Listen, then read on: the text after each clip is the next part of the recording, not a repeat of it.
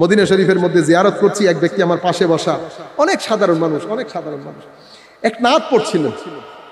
পড়তে পড়তে ওনাকে আমি এত ডাকাডাকি করি, উনি আমার কথা শুনে না। আমি তখন বুঝতে পেরেছি উনি একটা হালতের মধ্যে চলে গেছে। নাতটা আমার খুব পছন্দের নাত ছিল, খুশবু এ দো আলো। আমি আমার পেজের মধ্যে ওই নাতটা পড়েছি, আপনারা যারা দেখেছেন। সে এই লাইনটা বারবার পড়ছে, তবে আস্তে আস্তে। खैरात मुझे अपनी मोहब्बत का अता कर, आया हूं तेरे दर पे, हैं बदामाने दरीदा। এই নাত পড়ছে, কান্নাকাটি করছে। আমি বুঝছি যে সে সেন্সলেস টাইপ হয়ে গেছে। সেই ব্যক্তি যখন কিছুক্ষণ পর স্বাভাবিক অবস্থা আসলো, আমি তাকে জিজ্ঞেস করলাম, অনেক বলার পরে উনি বলছেন আজকে সার্থক। কেন? আমি নাত পড়তে পড়তে আমি 1400 বছর আগে চলে গেছি।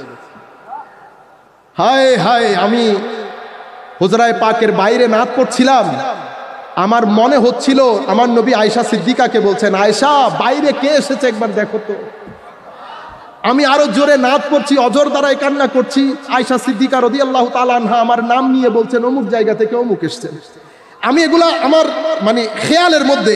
পরে আমি দেখলাম মজলিসের মধ্যে হযরত আবু বকর সিদ্দিক, ফারুক আজম, উসমানে গনি, আলী রাদিয়াল্লাহু তাআলা আনহুম জামিআন সবাই এসে সবাই আমার সাথে কান্নাকাটি করছে। কিন্তু আমি এই লাইনটা বারবার পড়ছি, তো সবাই একজন আরেকজনকে জিজ্ঞেস করছে এই ব্যক্তি বলছে কি, কারণ আমি তো উর্দুতে পড়ছি। আমি ওই খেয়ালের মধ্যে দেখলাম সালমান ফার্সি এগিয়ে আসলেন। সালমান ফার্সি বলছেন আমি বলছি এই ব্যক্তি কি বলছে। আমি ওই নাত পড়ছি, সালমান ফার্সি অনুবাদ করছে, কান্নার রোল পড়ে গেছে, আমিও কান্না করছি, সাহাবায়ে কেরামও কান্না করছেন। ওদিকে হুজরায়ে আনোয়ার থেকে আমার নবী আয়েশা সিদ্দিকা সহ আমার দিকে তাকিয়ে আছেন। আমার ভাই সুবহানাল্লাহ।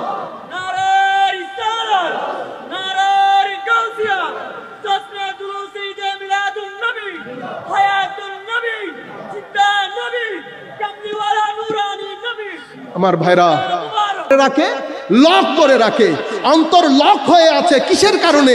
হিংসার কারণে, অহংকারের কারণে, বিদ্বেষের কারণে, লোভের কারণে। অন্তর যখন লক হয়ে থাকে তো আপনার নামাজ এবং আপনার ভিতর বাইরে থেকে আপনি নামাজের মধ্যে থাকতে পারেন না।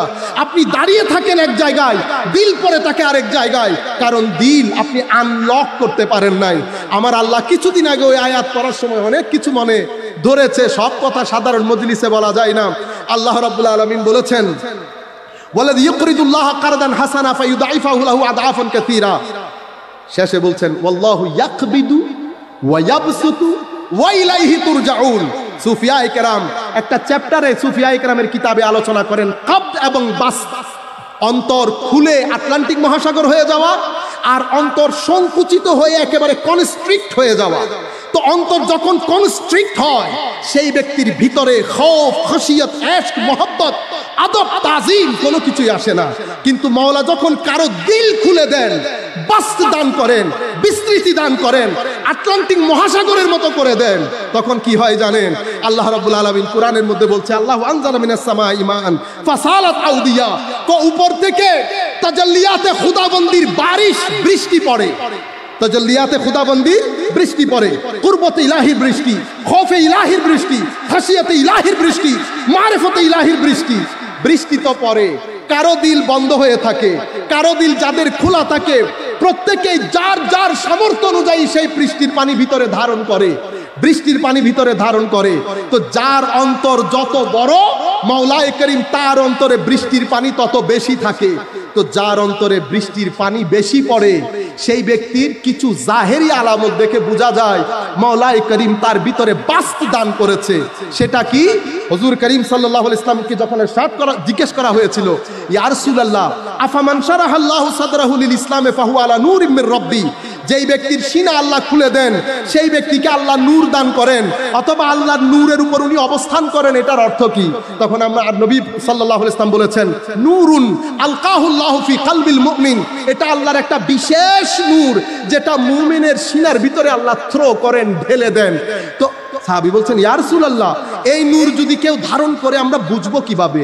বুঝবা সেই ব্যক্তির জিন্দেগির মধ্যে একটা আমূল পরিবর্তন সাধিত হয়, সে নিজে নূরানি হয়, তার মজলিসে বসতে ভালো লাগে, তার কথা শুনতে ভালো লাগে, তার আমল দেখলে আপনার পরকাল ইয়াদ আসে, তার মজলিসের মধ্যে বসলে আল্লাহ, রসুল, কবর, হাসর, এশক, মহব্বত আপনার ভিতরে জোয়ার সৃষ্টি করে, তার মজলিস আপনার ত্যাগ করতে ইচ্ছে করবে না, আর তার কথাগুলো আপনার মধ্যে মনে হয় এলম এবং হিকমতের জোয়ার বয়ে দেবে, তার অবস্থান, তার সংস্পর্শ আপনার উজুদের জন্য বায়েসে বরকত হবে, এমন হাস্তিকে দেখলে আপনি বুঝতে পারবেন যে তার ভিতরে মাওলাই করিম তজল্লিয়াতে খুদাবন্দির ওই নূর ঢেলেছেন, যেই নূরের কারণে ভিতর কি হয়, বাস্ত হয়, অনেক বিস্তৃত হয়। এমন ব্যক্তি দুনিয়া থেকে চলে যান, মানুষ তাকে ভুলেন না, তার ইয়াদ দীর্ঘদিন পর্যন্ত সমাজের মধ্যে জারি ও সারি থাকে। কেন? কারণ আমার আল্লাহ বলেছেন, তুমি আমাকে স্মরণ করলে আমি তোমাকে স্মরণ করব। আমি স্মরণ করব 30, 50, 60, 70 বছর যতদিন আমি বাঁচি, আমার আল্লাহ স্মরণ করবেন যতদিন আমার আল্লাহ থাকেন। কতদিন থাকেন?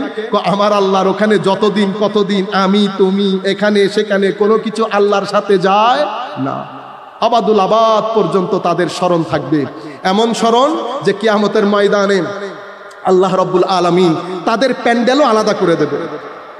ইন্নাল্লাযীনা সাবাকাত লাহুম মিনাল হুসনা উলাইকা আনহা মুবআদুন লা ইয়াসমাউনা হাসিসাহা ওয়া হুম ফী মাশতাহাত আনফুসুহুম খালিদুন লা ইয়াহযুনুহুমুল ফাযাউল আকবার ওয়া তাতালাক্কাহুমুল মালায়েকা হাযা ইয়াউমুকুমুল্লাযী কুনতুম তুআদুন। আল্লাহ রাব্বুল আলামিন বলছেন এই সমস্ত ব্যক্তিদের ব্যাপারে যারা দুনিয়াতে থাকতে আমার আল্লাহকে ভুলেন নাই। আল্লাহু ওয়ালিয়ুল্লাযীনা আমানু ইউখরিজুহুম মিনাজ যুলুমাতি ইলান নূর, যারা কুরবতে ইলাহি কে ধারণ করে যাদের জিন্দেগির প্রত্যেকটা মুহূর্ত মওলাই করিমের সান্নিধ্যে কেটেছে, আল্লাহ আল্লাহ রাসূলের হুদুদ কখনো ক্রস করেন নাই, আল্লাহ রাব্বুল আলামিন ইশক মহব্বত, আমার নবীর ইশক মহব্বতে যাদের জিন্দেগি অতিবাহিত হয়েছে, যারা সাবেকুনা বিল খায়রাত হয়েছে, আমার আল্লাহ বলছেন কিয়ামতে তাদের প্যান্ডেলই আলাদা হবে। কিয়ামতের দিন তাদের প্যান্ডেলই আলাদা হবে। লা ইয়াসমাউনা হাসিসাহা, এখানে যে এত ইজা জুলজিলাতিল আরদু জিলজালাহা হচ্ছে, এখানে যে আকাশ বাতাস প্রকম্পিত হচ্ছে, ওয়া আখরাজাতিল আরদু আসকালাহা হচ্ছে, এখানে যে ইজা সামাউন ফাতারাত হচ্ছে, ওই প্যান্ডেলের লোক জানবেও না, কোনো আওয়াজ শব্দ শুনবে না। আরো কি বলছে? লা ইয়াসমাউনা, শুধু লা ইয়াহজুনুহুমুল ফাযাউল আকবার, এই বিশাল মানে ভয়ঙ্কর পরিস্থিতি তাদের দিলের মধ্যে কোনো ধরনের হুজন, কোনো ধরনের ডিপ্রেশন, কোনো ধরনের চিন্তা তাদের ভিতরে টাচ করবে না তাদেরকে, বরং ফেরেশতারা বলবে হাযা ইয়াউমুকুম, এটা আমাদের দিন, এটা তোমাদের দিন, এনজয় করো। হাযা ইয়াউমুকুমুল্লাযী কুনতুম তুআদুন, এই দিনের সুসংবাদ তোমাদেরকে দেওয়া হয়েছে। শুধু কি তাই? লা ইয়াহজুনুহুমুল ফাযাউল আকবার, এটা বলার পরে আল্লাহ রাব্বুল আলামিন বলছেন তারা যা চায়, আমি যখন এই আয়াত পড়ি আমার ভিতরে একটা তাসাব্বুর, একটা কনসেপচুয়াল রিয়ালিটি আমি অঙ্কন করি, মাওলাই করিম সেই প্যান্ডেলের অবস্থা কিরকম করবে। যা মন চায় আপনার সব কিছু সাজানো হবে, মানুষ এখানে হাহাকার করছে, আর সাবেকুনা বিল খায়রাতের প্যান্ডেল পর্যন্ত আল্লাহ আলাদা করে দিয়েছে। সেই জননের একজন সাবেকুনা বিল খায়রাতের উরসের মধ্যে আমরা আছি। নিসবতে ওয়ালির অনেক দাম। আখেরি হাদিস বলে শেষ করব। এখানেও আবার বাংলার সীমাবদ্ধতা, বাংলা ল্যাঙ্গুয়েজ এত সীমাবদ্ধ, আরবির কথাগুলো বাংলাতে বুঝাতে গেলে অনেক জায়গায় বিয়াদবি হয়ে যায়। আমার নবী হাদিসে পাকের মধ্যে বলছেন, মুসলিম শরীফের রিওয়ায়াত, উম্মত তোমরা একজন আরেকজনের অধিকার আদায় করার জন্য একজনের সাথে একজন আর্গুমেন্ট করো, বাক বিতণ্ডা করো, মুজাদালা করো। তো তোমাদের কি মুজাদালা? আসল মুজাদালা কিয়ামতের দিন আল্লাহর ওয়ালির আল্লাহর সাথে করবে। এখন এই মুজাদালা মানে যদি বাক বিতণ্ডা বলি তাইলে আদবের খেলাফ হয়, কিন্তু বাংলা ভাষার সীমাবদ্ধতার কারণে আমার আর অন্য কোনো অপশনই নাই। তখন তারা কি বলবে? মাওলা, আমার ভাইয়েরা আমাদের সাথে নামাজ পড়তো, আমাদের সাথে রোজা রাখতো, আপনি তাদেরকে জাহান্নাম দিয়ে দিলেন।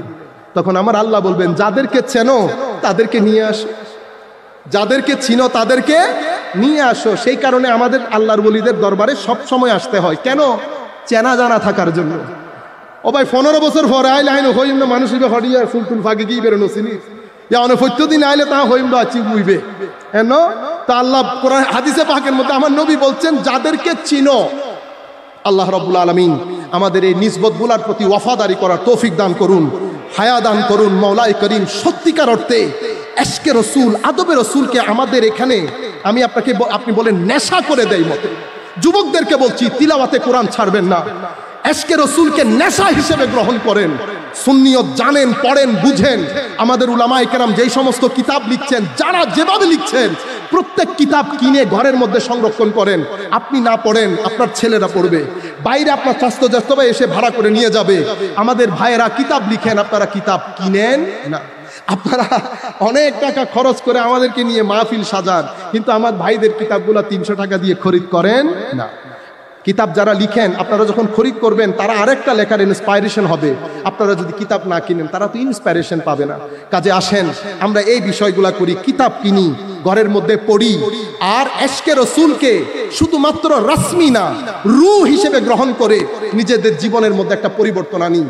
আমি আপনাদেরকে গ্যারান্টির সাথে বলছি, হুজুরে করিম সাল্লাল্লাহু আলাইহি ওয়াসাল্লামের নজরে করম নসিব হবে।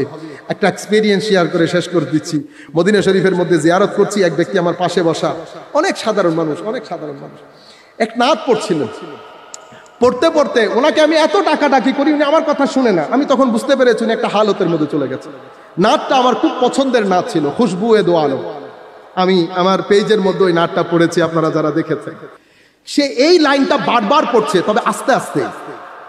खैरात मुझे अपनी मोहब्बत का अता कर, आया हूं तेरे दर पे, हैं बदामान दरीदा। এই নাত পড়ছে, কান্নাকাটি করছে। আমি বুঝছি যে সে সেন্সলেস টাইপ হয়ে গেছে। সেই ব্যক্তি যখন কিছুক্ষণ পর স্বাভাবিক অবস্থা আসলো, আমি তাকে জিজ্ঞেস করলাম, অনেক বলার পরে উনি বলছেন আজকে সার্থক। কেন? আমি নাত পড়তে পড়তে আমি 1400 বছর আগে চলে গেছি। হায় হায়, আমি হুজরায়ে পাকের বাইরে নাত পড়ছিলাম, আমার মনে হচ্ছিল আমার নবী আয়েশা সিদ্দিকাকে বলছেন, আয়েশা বাইরে কে এসেছে একবার দেখো তো। আমি আরো জোরে নাত পড়ছি, অজর দ্বারাই কান্না করছি। আয়েশা সিদ্দিকা রাদিয়াল্লাহু তাআলা আনহা আমার নাম নিয়ে বলছেন, অমুক জায়গা থেকে অমুক এসেছেন। আমি এগুলা আমার খেয়ালের মধ্যে, পরে আমি দেখলাম মজলিসের মধ্যে হযরত আবু বকর সিদ্দিক, ফারুক আজম, উসমান গনি, আলী রাদিয়াল্লাহু তাআলা আনহুম জামিআন সবাই এসে সবাই আমার সাথে কান্নাকাটি করছে। কিন্তু আমি এই লাইনটা বারবার পড়ছি, তো সবাই একজন আরেকজনকে জিজ্ঞেস করছে এই ব্যক্তি বলছে কি, কারণ আমি তো উর্দুতে পড়ছি। আমি ওই খেয়ালের মধ্যে দেখলাম সালমান ফার্সি এগিয়ে আসলেন। সালমান ফার্সি বলছেন, আমি বলছি এই ব্যক্তি কি বলছে। আমি ওই নাত পড়ছি, সালমান ফার্সি অনুবাদ করছে, কান্নার রোল পড়ে গেছে, আমিও কান্না করছি, সাহাবায়ে কেরামও কান্না করছেন। ওদিকে হুজরায়ে আনোয়ার থেকে আমার নবী আয়েশা সিদ্দিকা সহ আমার দিকে তাকিয়ে আছেন। আমার ভাইরা, সুবহানাল্লাহ।